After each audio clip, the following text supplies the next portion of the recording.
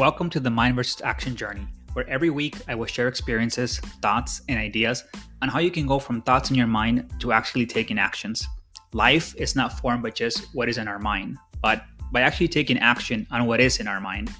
It is not enough to simply hope, think, and wish. We must take action. I plant seeds for what I want years from now.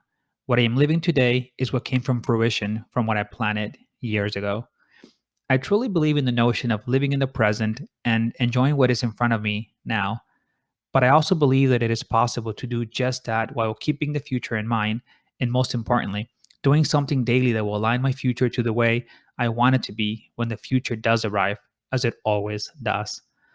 Now, we can't fully predict our future, and life will always throw us for a spin and give us a challenge. But if we are truthful on what we want, we'll figure a way to stay on course and figure it out. I am a person that is always planning 2 to 5 years into the future and planting seeds now for what I feel I will want years from now. So when people look at my life now, they think or act as if I woke up today and just out of mere luck walked into a nice life. What most fail to see, know, or acknowledge is that what I have today is a reflection of what I did 3, 4, or even 10 years ago. This also includes my current challenges I face, as not all seeds that I planted turned out to be fruitful. Some gave me weeds disguised as pretty flowers. But my seeds, my blooms, my problems. I am dealing with them. I own all of my decisions, good or bad. Ever since I was a child, I would think ahead and ask for things or position things to my parents for what I knew I would want at a later time. One of my kids is the master of doing this to me now.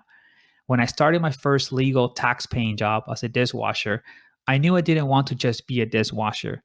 I quickly found out that the folks getting paid the most and who had the most freedom were the cooks. So during slow times or during my break or even at home, I would study the menu. 6 months later, when a cook quit in the middle of dinner rush, I was ready to dive into action.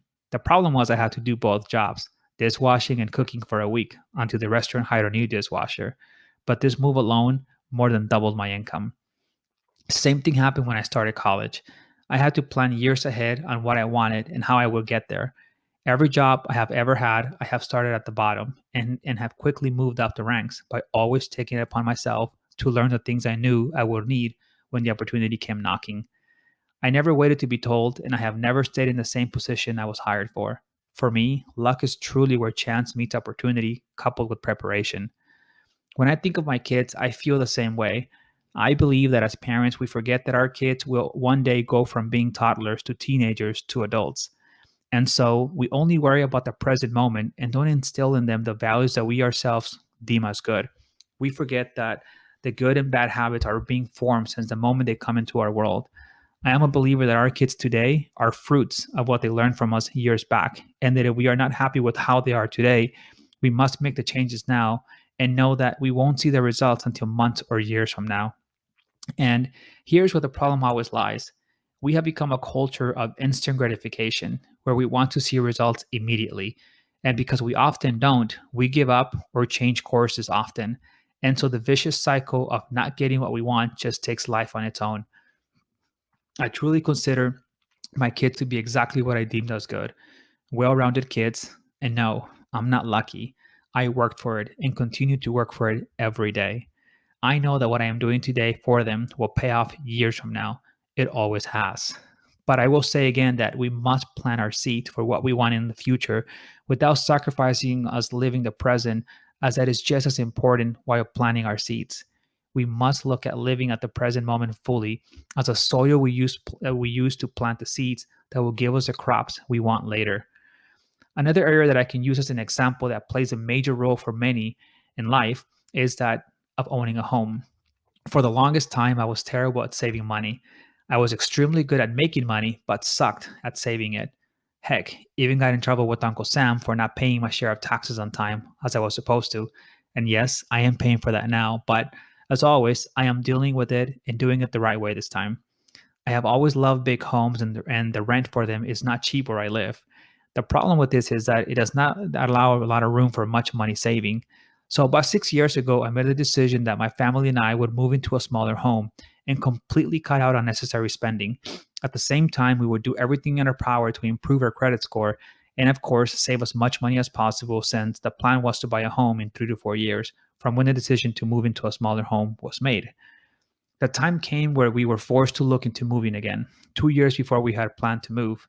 But this time, because of the decisions I made years before, we were able to buy a home as a family and buy the home that we wanted and in our terms. And when we did purchase our home, I was hit with a curveball in our finances, but thankfully, because of the amount of money we had saved over the years, we were able to weather the storm and we did just fine without changing a single thing in our lifestyle. But now, of course, I am not staying dormant. I am now working on several plans that will ensure that we are never hit with this financial problem again. And yes, these plans will not come to fruition until years from now. But once again, I am fine with that because I know they will.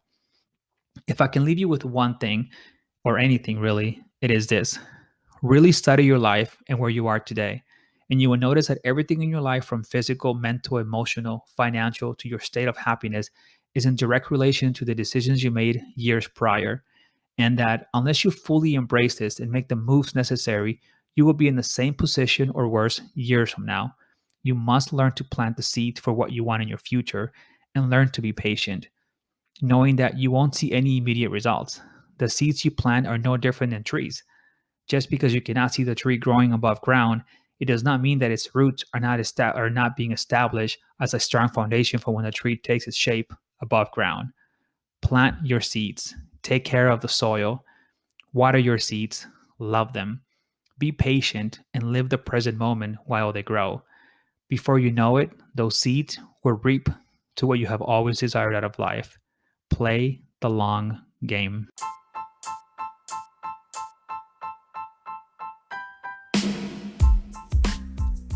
Please subscribe to my blog, podcast, or YouTube channel to get notifications when my weekly entry is posted.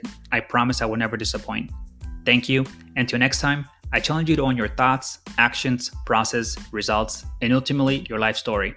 Most importantly, I challenge you to go from thoughts in your mind to taking actual actions on those thoughts, as nothing happens until actions are taken.